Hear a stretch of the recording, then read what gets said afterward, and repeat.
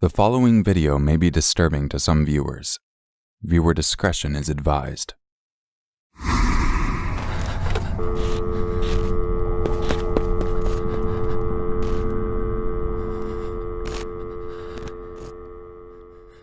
Bonita Springs, Florida. Teresa was a well-known doctor who specialized in hormone therapy, even being featured in local Bonita Springs newspapers and magazines. She also shared her alternative health methodology through her YouTube channel. Teresa was loved and well-respected, even sometimes being referred to as the Oprah Winfrey of Florida.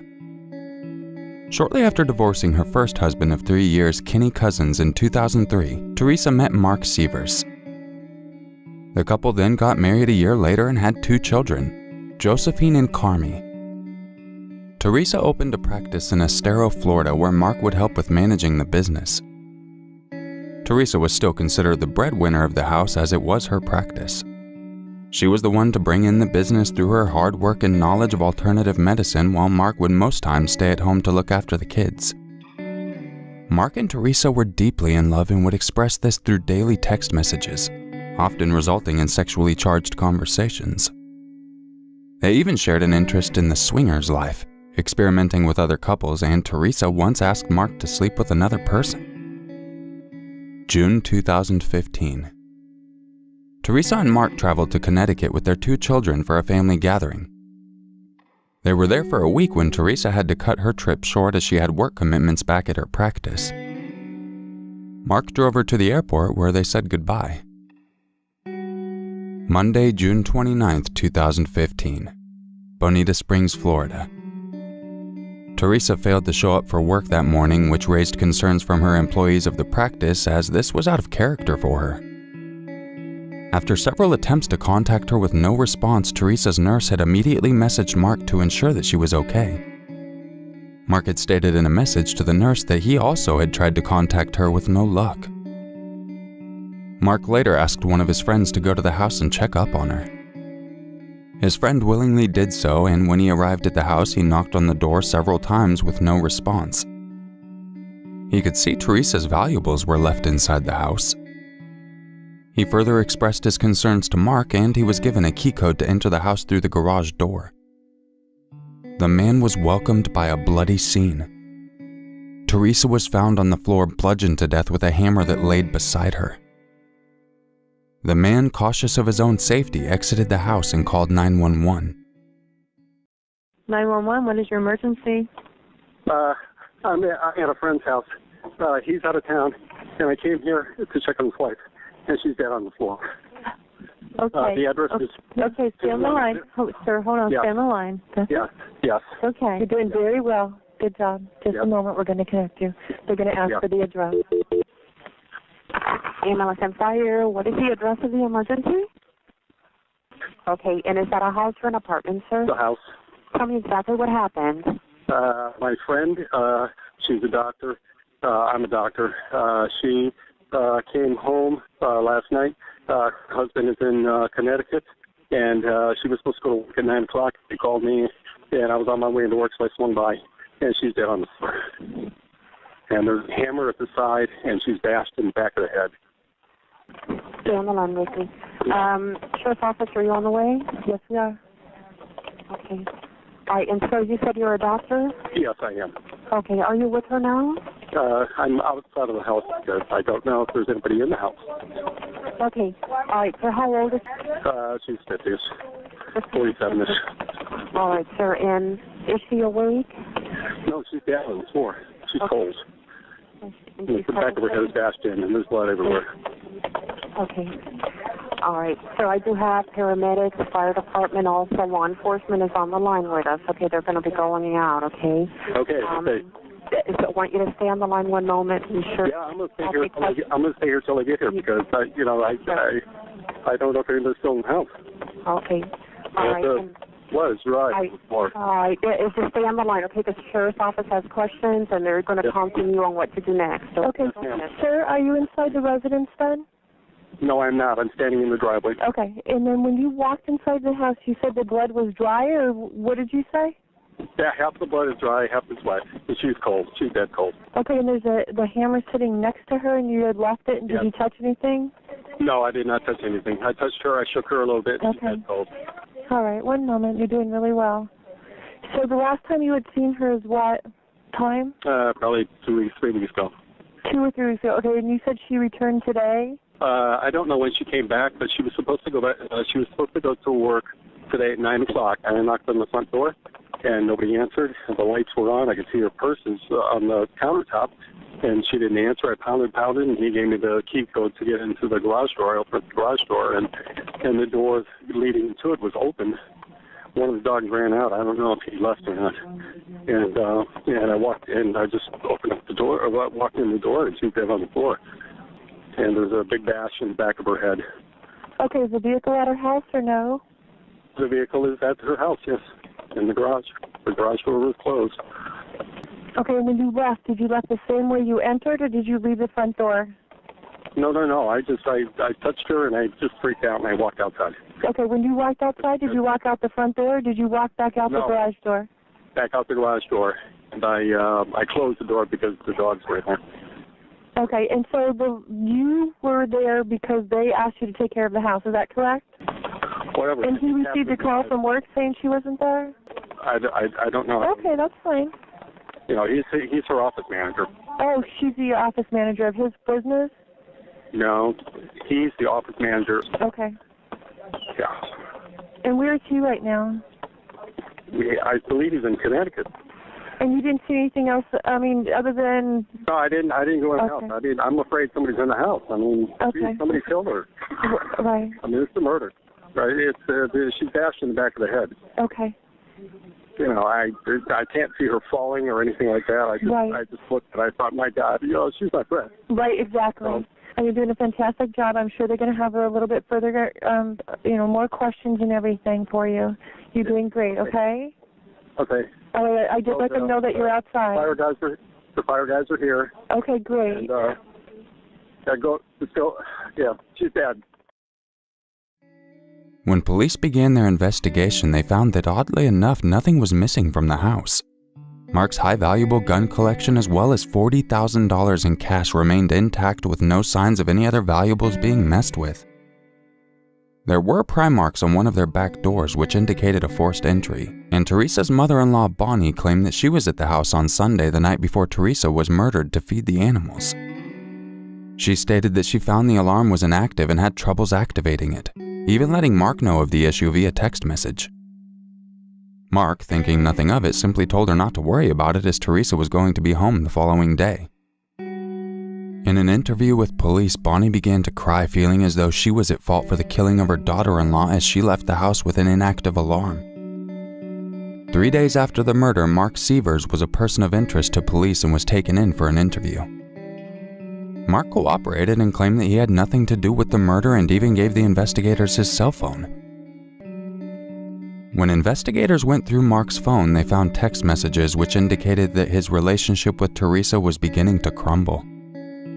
Mark would send Teresa affectionate messages with her not responding. This would leave Mark confused and frustrated, having him send additional messages expressing his frustration with Teresa. She would even ignore a call after Mark dropped her off at the airport on the night of her murder. Mark also wrote about how he felt the marriage was on a decline in a journal he kept in his phone. Police had even found signs that the couple had begun to experience financial issues. An IRS form was seen in the house with an owing amount of close to $33,000. July 6, 2015, Naples, Florida.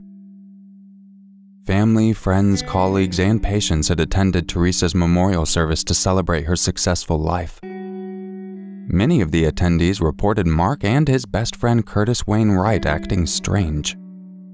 People said that Mark's behavior wasn't that of someone mourning the death of a beloved wife, while Curtis seemed to be on edge, constantly looking over his shoulder. August 2015, Missouri. A man by the name of Jimmy Rogers had been going around and bragging to his friends that he was responsible for the murder of Tereasa Sievers. Of course, no one believed him and thought he was just delusional. He would brag that he'd killed her with a hammer and was given the nickname Jimmy the Hammer. News of this had reached to police in Florida, and soon after Jimmy the Hammer Rogers was taken into custody, police had found that the rental car used to travel from Missouri to Florida was also rented under Curtis Wayne Wright. When police searched the vehicle's built-in GPS location history, they had discovered that the first location traveled to after they rented it was to Mark and Teresa's residence in Bonita Springs, Florida. Curtis Wright was the second to be arrested, and when in custody denied all allegations and was told that he would receive the death penalty if he were to plead not guilty. He further admitted to his crimes with a chilling twist. Curtis told police that the murder had been orchestrated by Mark Sievers. Curtis further stated that Teresa had taken out a life insurance policy worth $4 million. Curtis and Jimmy were told that they would be paid $10,000 each once the insurance money had been received. Mark was arrested, however maintained his innocence, claiming that he was not involved in the murder. October 2019, Lay County, Florida. In court, Curtis Wright described in detail the gruesome events of that night Teresa was killed. He stated that when she entered the house, Curtis had followed her and gained her attention when accidentally kicking a dog bowl. When she turned around and saw Curtis, he instantly struck her in the head with a hammer. Teresa fought back but was forced to the ground after she was struck several times in the head. Barely alive, Teresa looked at Curtis asking him, "Why?" Curtis did not respond but went on to tell Jimmy that he had back problems and couldn't continue. Jimmy the Hammer gave her the final killing blows. December 2019. After 4 hours of discussion, a jury issued a verdict of guilty to all three suspects. Curtis Wayne Wright, who pleaded guilty, was sentenced to 25 years in prison for second-degree murder. Jimmy the Hammer Rogers, who pleaded not guilty, was sentenced to life for second-degree murder. Mark Sievers, who also pleaded not guilty for first-degree murder and masterminding the death of his wife Teresa, was sentenced to death. We'll let the clerk publish the verdict. In the Circuit Court of the 20th Judicial Circuit, in and for Lee County, Florida, criminal action. State of Florida versus Mark D. Sievers, case number 15 CF 673B.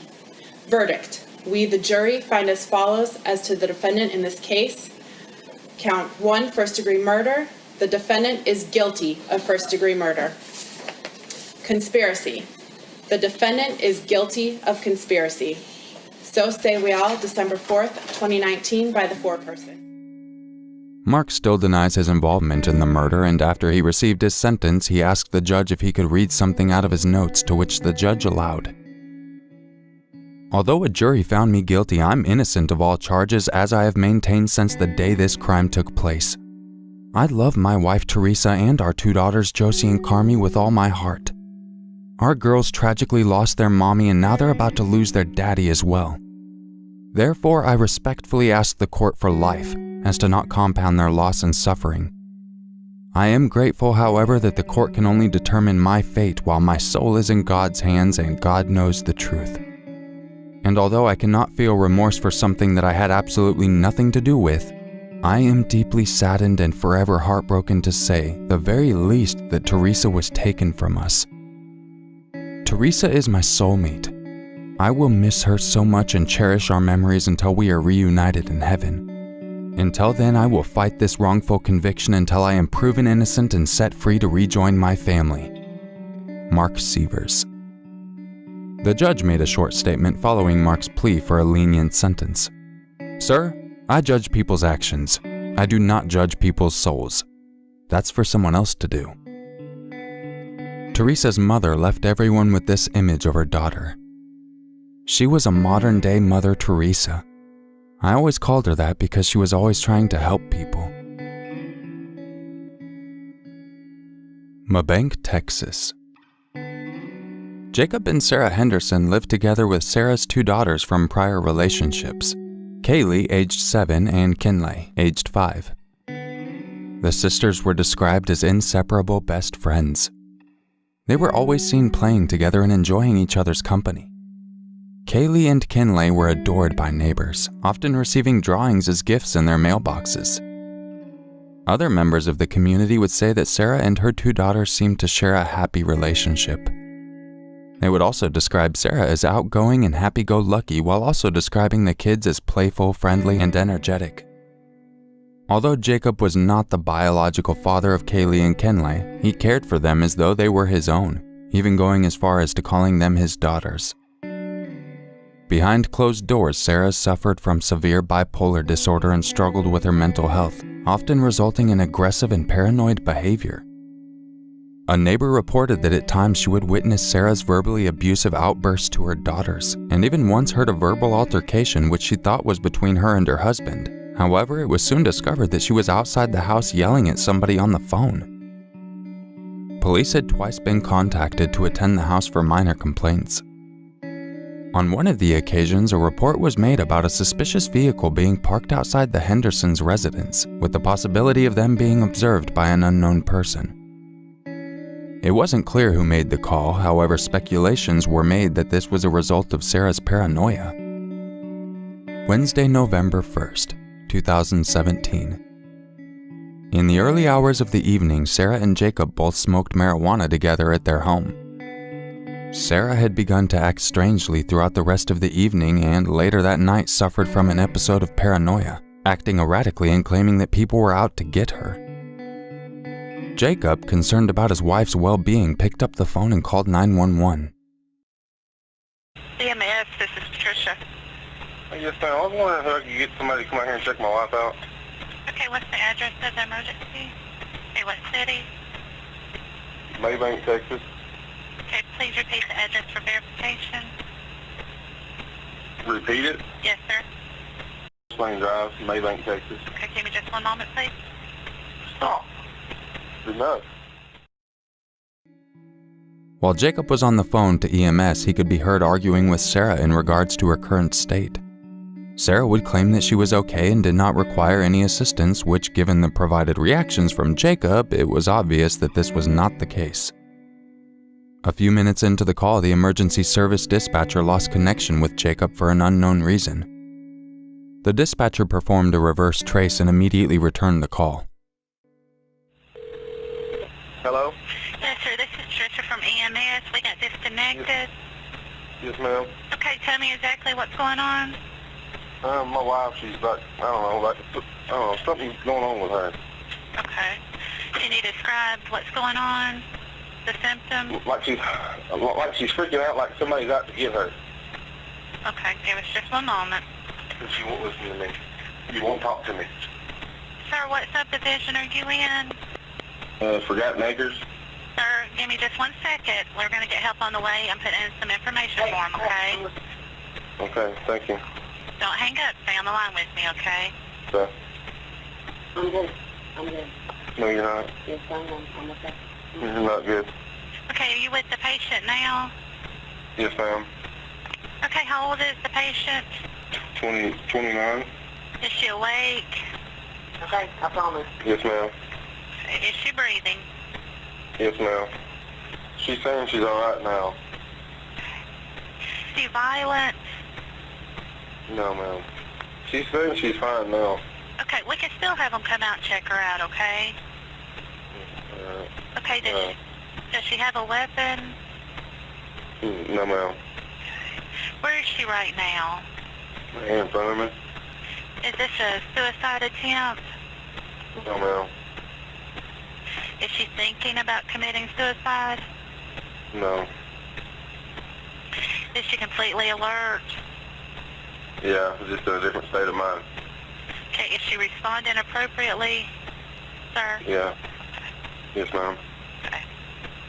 I'm sending the paramedics to help you now. Stay on the line. I'll tell you exactly what to do next. If it's safe to do so, observe her continuously. If it's safe to do so, protect her from herself. Okay. Okay, give me just a moment. Okay, reassure her that help is on the way. From now on, don't let her have anything to eat or drink. It might make her sick or cause further problems. Okay. Okay. Just let her rest in the most comfortable position and wait for help to arrive, okay? Okay. Okay, I want you to watch her very closely. If she becomes less awake and vomits, quickly turn her on her side. And before the responders arrive, please put away any pets, gather her medications, Unlock the door. Turn on the outside lights or vehicle hazard lights. Have someone flag down the paramedics. If she gets worse in any way, call us back immediately for further instructions, okay? Okay, well, like I said, she said she's fine now. Okay, well, they're still on their way and they can check her out when they get there, okay? Okay. All right, thank you. Jacob was given instructions to keep Sarah comfortable, not give her anything to eat or drink, and to monitor her behavior whilst awaiting the arrival of paramedics. Within minutes, Sarah seemed to have snapped out of her erratic behavior. She insisted that she was fine and didn't require any assistance. Convinced that she was okay, Jacob further went on to make a second call-in request to cancel the emergency services dispatch to them. EMS, this is Desiree. Yes, ma'am. I just talked to a lady in there a while ago about sending someone out. Okay. I was going to see if I can get it disregarded. Okay, what was the address of the emergency? Yes, ma'am. Give me just a second, okay, to get that call pulled up. And are you the one that called it in originally? Yes, ma'am. Okay. And why would you like to cancel the call? She's fine now. And what was your name? Jake Henderson. Okay, so just let me verify. You want to cancel the ambulance at this time? Yes, ma'am. Okay. Okay, I'll let them know, okay? Thank you. You're welcome. Bye-bye. Although the call-out was canceled, 2 local police officers paid the household a visit for a welfare check and spoke to the couple. They both claimed that everything had gone back to normal, and with no signs of any disorderly behavior, the officers decided to leave. Soon after, Jacob put both Kaylee and Kenley to sleep in the living room, and he himself had gone to bed along with Sarah. In the later hours of the night, Jacob was startled awake by the loud clicking of a jammed pistol Sarah had pinned to his head. He immediately grabbed the gun and questioned Sarah as to what she was doing. Sarah then broke down, telling Jacob that she had shot and killed her 2 daughters. Jacob was in disbelief and went to go check on the kids. When he entered the living room, the heartbreaking discovery was made. Kaylee and Kenley, both suffering from bullet wounds to the head, laid lifeless in the place where Jacob had earlier put them to sleep. Jacob once again picked up his phone and called 911. Henderson County 911. Yes. My wife. My wife just shot her kid. Okay, is this Jacob? Yes. Okay, what is your wife's name? She's trying to commit suicide now. She's trying to choke herself. Why do you keep grabbing your neck?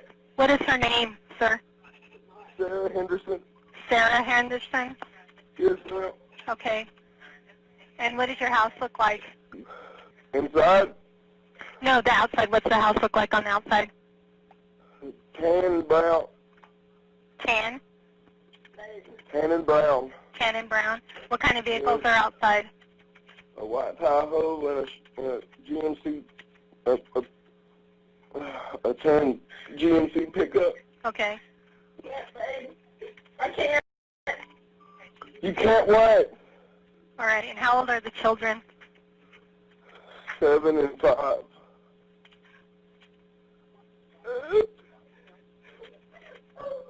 And they're in the bedroom? Huh? Are they in the bedroom, sir? No, they're in the living room. They're in the living room and they're not breathing? No. Were you home when she did this, or did you just get home? I was asleep. You were asleep? Yes. Is she under the influence of any drugs or alcohol? No.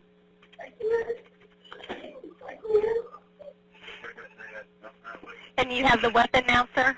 Yes, ma'am, I got it. Okay.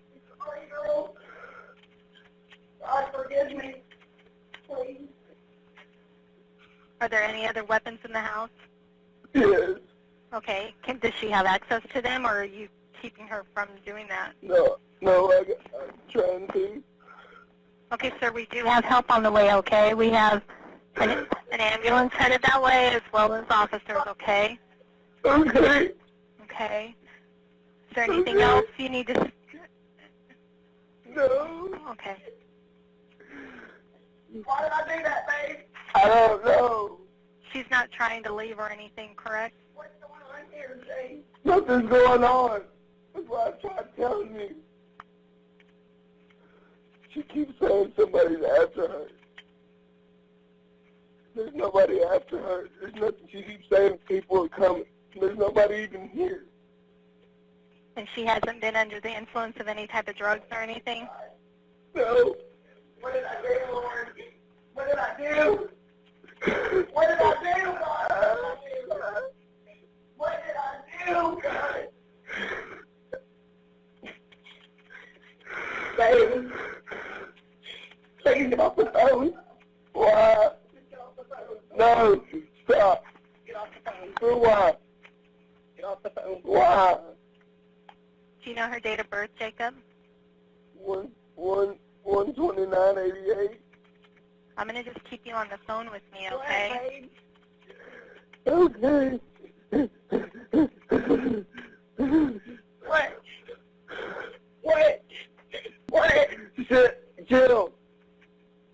God damn. Do you spell her name S-A-R-A-H? Yes, ma'am. Okay.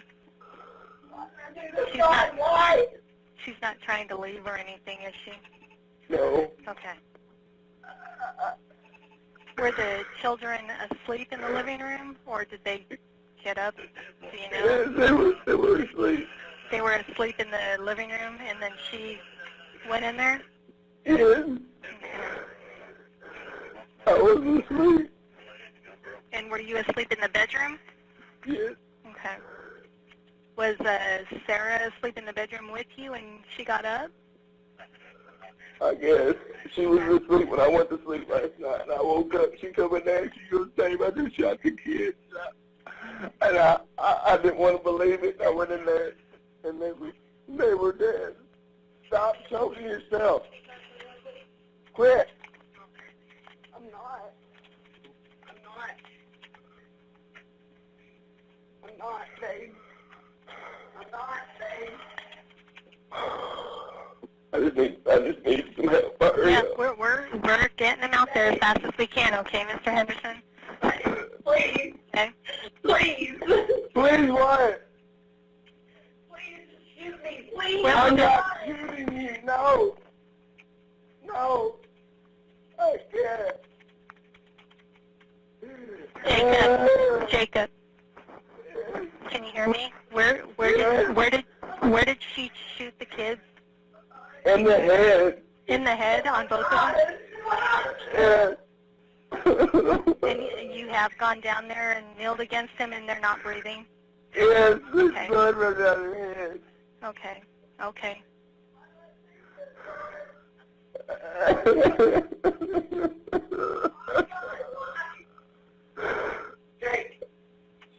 Jake. What? Why did you tell me to calm down? I told you that last night. You said you were fine. Why didn't you say something? Jacob, Yes. what's your date of birth? 11/1986. I'm just keeping you on the phone with me, okay, until the first responders get there. Okay. Okay.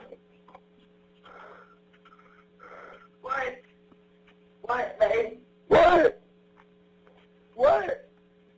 No. Quit. What is she doing? She keeps trying to get the gun from me. No, I don't, Jake. What are you doing then? What are you doing? Did you sit over and pay for this gun too? Don't lie to me. What? You don't understand, Jake. You don't understand, Jake. You don't understand. Don't understand what? What are you talking about? I don't understand at all.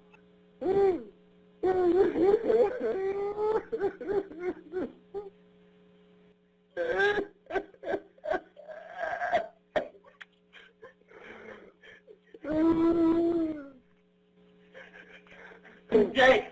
What? What? I'm sorry. Why though? Why? Why? Why? Why? I can't stop, Jake. Why'd you do it? What? I can't believe this shit. This is like a dream. You never went to sleep? Are you serious? Oh my God. What? What? What, babe? Nothing. I'm lost, babe.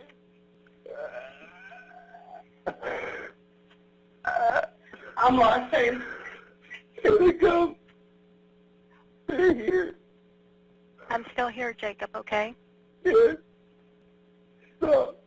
Looks like the officers may be pulling up right now. Do you see them outside? Take me. They're here. Okay, well, I'll let you go now, okay, so you can open the door. Okay. Okay, bye-bye.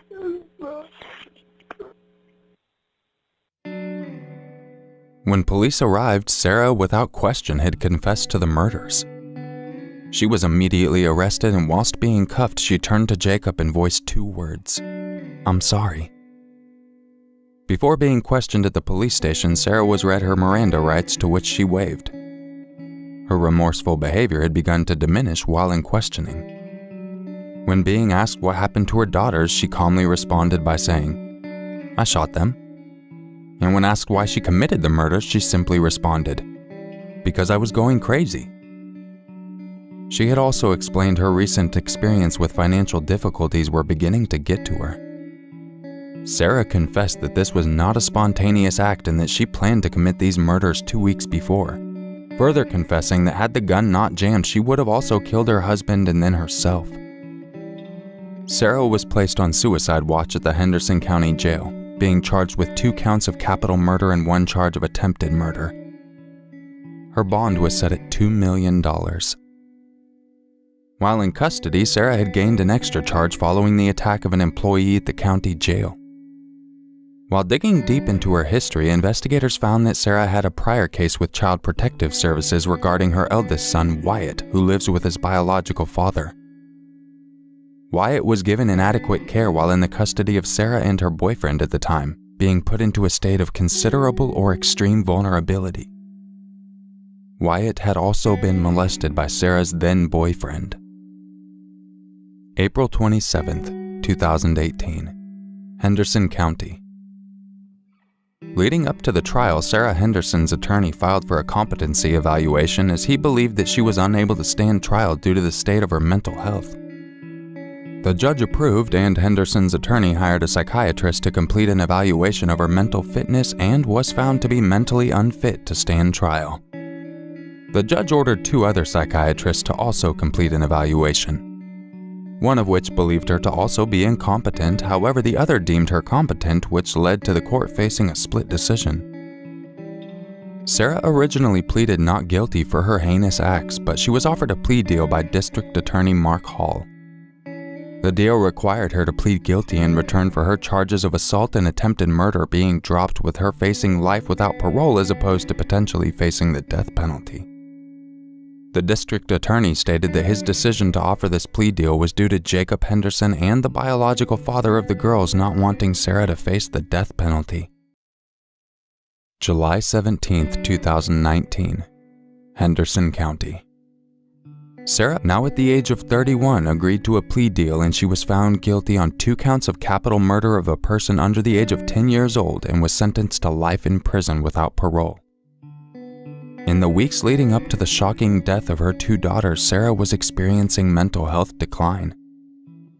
Her extreme paranoia was made obvious to neighbors when she would constantly share that she was being watched and that people were out to get her. Sarah's mother stated that within those 2 weeks, Sarah had reached out for help as she was becoming aware of her declining mental state. Her mother believes that something must have happened to her for this drastic slip in mental health to have occurred.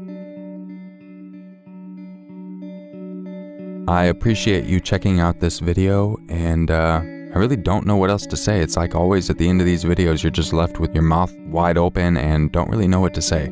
I usually say the world's a fucked up place, but I think we're all pretty well aware of that by now. So, Thanks for listening. Make sure you let people know you love them and keep a close eye on your loved ones as well. You never know when something might push them over the edge. I will catch you guys in the next video. And just remember, it's always scarier if it's true.